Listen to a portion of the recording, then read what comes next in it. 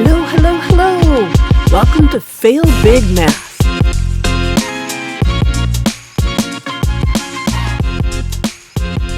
I'm Bobby Grenier, and I will be your math coach today. So, you want to fail big at daily math review, huh? I can help. I know from personal experience some tried and true ways to make daily math review tedious, ineffective, and time-consuming. Luckily, I've included some ideas that will allow you to learn from my mistakes.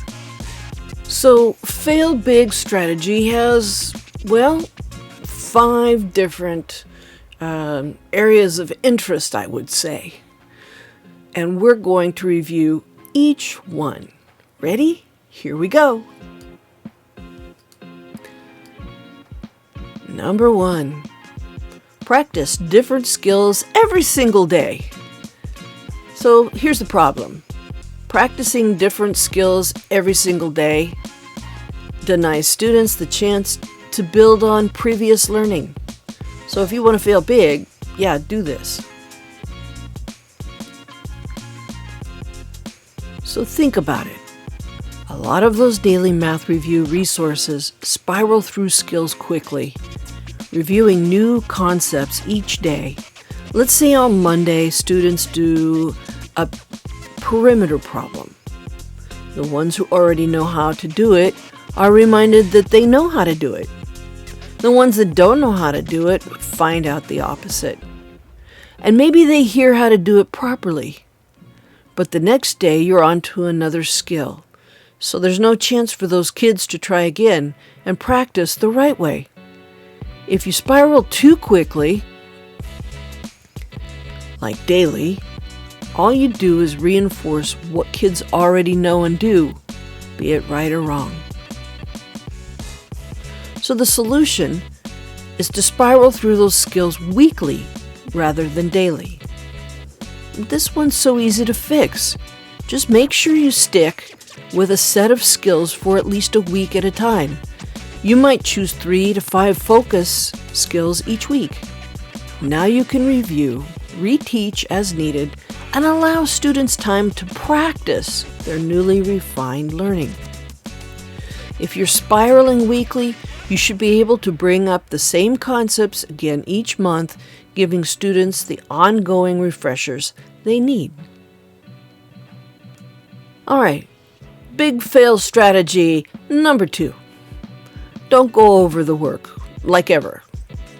Problem: when you don't go over the math review work, you're reinforcing bad habits and misconceptions. We're all pressed for time, and I know for that many years I included a daily math review as morning work. The students did the work and put it away, and that was it. At the end of the week, I'd double-check that the work was completed and maybe spot-check a few problems. It felt good because the kids were practicing all their math skills. Unfortunately, many of them were practicing bad habits and reinforcing misconceptions. For example, one student was confused about borrowing in the subtraction algorithm. Each week, he did the review problems the same way, practicing the wrong process, never realizing it. If I'd made a point to teach him the correct way sooner, he could have been practicing at the right process all the time.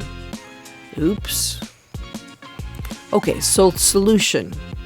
Include time for going over the work. I know it's hard, but it's so worth it. I like having students do the math review as morning work, but then go over it later in the day. This gives me a little more flexibility in finding a chunk of time for the discussion. Another possibility is changing it up through the week. For example, on Monday, you might spend 15 minutes really going over the skills and work. On Tuesday, you might give students 5 minutes to check their work with a partner. On Wednesday, you could spend 10 minutes spot checking a few problems, but then discuss others in detail. On Thursday, you might only have 5 minutes, so you simply show some student work examples. Then on Friday, you could spend the full 15 minutes once more. Just be creative with your time. All right, here's big fail strategy number 3. Focus only on the correct answers. All right, but here's the problem. The purpose of daily math review is to keep skills fresh and to reinforce effective strategies. So if you're only focusing on correct answers, you miss the most powerful part. It's great to spend time checking work, but checking work is very different than discussing work. When you check work, you typically have students look for the correct answer, and this allows students to see how they're doing, but doesn't help them improve. So math review is about noticing what's going well and making small changes to improve what isn't. So solution: focus on strategies. When going over the math review work, have students notice their strategies, not just their answers. We all teach strategies, such as underlining important words or labeling coins or making flower clocks to tell time. What strategies you teach, reinforce them during the math review. When we go over our work now, students give themselves stars for their good work strategies. Give yourself a star if you underlined the word estimate. Give yourself a star if you labeled the value of each coin. This practice has helped students focus on what they are doing right, as well as helped to reinforce the use of all these strategies. I teach, and it's not just about the final answer, it's about the process. All right, big fail strategy number 4. Just focus on skills, not problem solving or mental math or math fluency. So here's the problem. There's more to math than the tested skills. If you aren't providing your students with daily practice in problem solving, mental math, and math fluency, you're missing a big part of growing those little mathematicians. With all the pressure of testing, it's hard to remember that math is about more than a test score. I know there were years when I drilled concepts all year. We practiced perimeter, telling time, counting coins, measuring with a ruler, and other skills over and over. Unfortunately, this left little room for developing deeper problem-solving strategies, flexible thinking, or fluency. So the solution is to grow strong mathematicians. We need to provide a balance of skill practice, problem solving, and fluency work. Make sure you include time for more complex problem solving, such as problem of the day or a mind bender that allows students to apply multiple skills in a new context. Build some mental math practice too. It can be quick and can happen anytime, like while waiting in line before lunch. How many sides on a square? Double that. Add 10. Add 100. What's the number? And don't forget fluency practice. I know that for a time teachers were shying away from practicing math facts. Instead, focusing on developing number sense and strategies.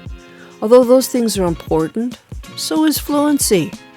No one wants to stand there counting by fives to solve 9 times 5. We want and need those kind of answers to be automatic and quick. I like to send sets of math facts as homework, then do quick review and practice at school. Okay, here's big fail strategy number 5. Grade it. Here's the problem.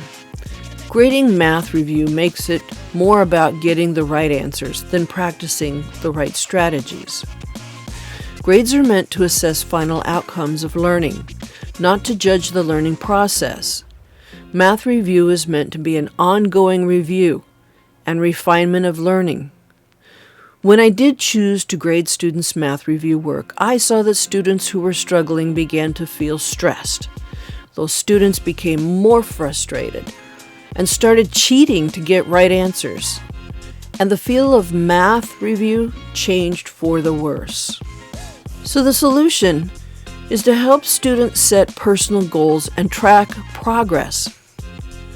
Rather than taking a grade on their math review work, I recommended helping students set goals and track their own progress. We do this by keeping track of the stars students earn. As we go over the work each day, students earn stars for both good strategies and correct answers. They tally up their total number of stars and write the number on the top corner of their page. Throughout the week, students can track their own improvement. I like to provide a simple graph page where students record their stars from one day each week, and this allows students to see their progress over the month as well. Okay, so we've got a solution summary here of 5 points. 1 is to move through skills weekly. 2, include time to review work. 3 is to focus on strategies. 4 is to balance skills practice, problem solving, and fluency work. And 5, help your students set personal goals. Hey, and congratulations! You can now achieve big math. Woohoo! Hey, thank you for watching and for going through these math points with me. I really want to help you to be the best math teacher that you can be. And if you have any questions, please feel free to reach out to me. See you next time. Bye.